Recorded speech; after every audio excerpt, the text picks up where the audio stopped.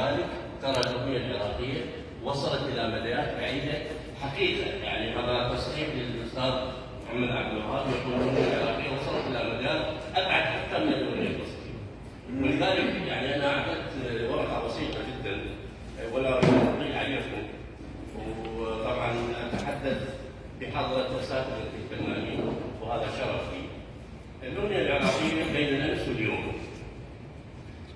يعود تاريخ طبعا الموسيقى العراقية كما تعلمون إلى بطول التاريخ، يعني مثل ما قال الأستاذ علي إلى العهد السومري. يعني الأغنية العراقية ليست وليدة الساعة، وليدة العهود السابقة في الستينيات والخمسينيات القرن الماضي، لا بالعكس. الأغنية العراقية مئات السنين كانت موجودة. يعني حتى نعي أمهاتنا، النعي هذا الجميل هو يضاف إلى الأغنية العراقية، يضاف إلى الفن الدولي العراقي. يعود تاريخ الأغنية إلى العهود، وتطورت الموسيقى العراقية بشكل ملحوظ بداية القرن العشرين. يعني النهضة بدأت في الأغنية العراقية بداية القرن العشرين، ولذلك ترى يعني أنا دائما أقول حتى في لقاءاتي الصحفية وكتاباتي أقول نحن الشعب الوحيد الذي يمتلك ماضيا أفضل من حاضره.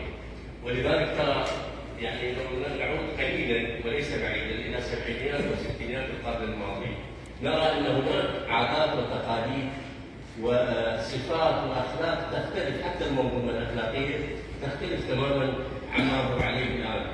أي الضرر لم يمس فقط الأغنية العراقية أو الدراما العراقية فقط، بل حتى المنظومة الأخلاقية للأسف اختلفت كثيرا عند البعض، وهؤلاء البعض الطاغين الآن على المشهد الموجود في الساحة. يعني الأرض الرافدين أنجبت شعراء وملحنين يشار لهم البناء كبار، لا أريد أن أذكر أحد كي لا أنسى ملحن أو شاعر، وطبعا هاي تعتبر يعني شلون نقول بخس حق الآخرين. لكني أقول عن مدينة البصرة، هذه المدينة التي أنجبت كبار الفنانين والأدباء والشعراء والصحفيين، وهي ولادة ومنجم لرفد العراق والحركة الفنية والصحفية بكل شيء ينفع الساحة الفنية والصحفية والأدبية والشعرية أكثر هم من البصرة. مثلا كمثال بسيط، يعني مثلا أنجبت البصرة فؤاد سالم المرحوم رياض أحمد، الفنان الكبير طارق الشبلي المرحوم، الفنان الكبير طارق شعبان، الفنان الكبير دكتور ناصر، الفنان الكبير كارل زار، الفنان المغترب الناصر اللحن مفيد الناصر له ألحان كثيرة، مجيد العلي المرحوم أستاذي وأخي الرسمي في كلية الفنون الجميلة، والأستاذي الذي درسني في المتوسطة الكندي الأستاذ ضياء خليل، درسنا أنا وكارل زار الفنان الكبير كارل زار، وتعلمنا فنون من الأستاذ حتى أخلاق الفن من الأستاذ ضياء خليل. يعني أتذكر أستاذ كارل يعني في سبعينيات القرن الماضي كانت هناك لجان في الإذاعة والتلفزيون، لا يمكن لمطرب أو متقدم يريد أن يقدم نص أو لحن إذا لم يمر في لجنة فحص الأغاني.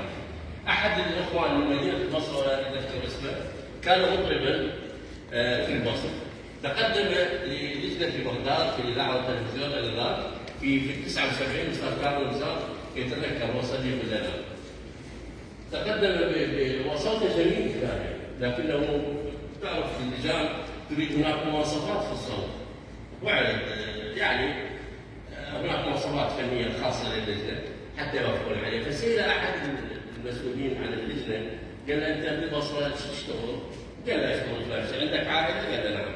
قال له روح عيش عائلتك أفضل مما ظننت، لأن صوتك لا يمكن له أن يثبت نفسه في الساحة العراقية، كون أنه في السبعينيات القرن الماضي كانت هناك أصوات كبيرة سمعنا أصوات فاضل عواد، فضل الخيار، يعني أسماء مهمة كانت، لا وفؤاد سالم كما ذكر ورياض أحمد إلى مطربين الريف ذاك الحسن وناصر حكيم ولا. الأغنية العراقية حقيقة الآن تمر بأزمة كبيرة، حتى الذائقة العراقية الآن اختلفت. يعني مثلا انا قبل يوم سمعت اغنيه، كنت يعني على وفاه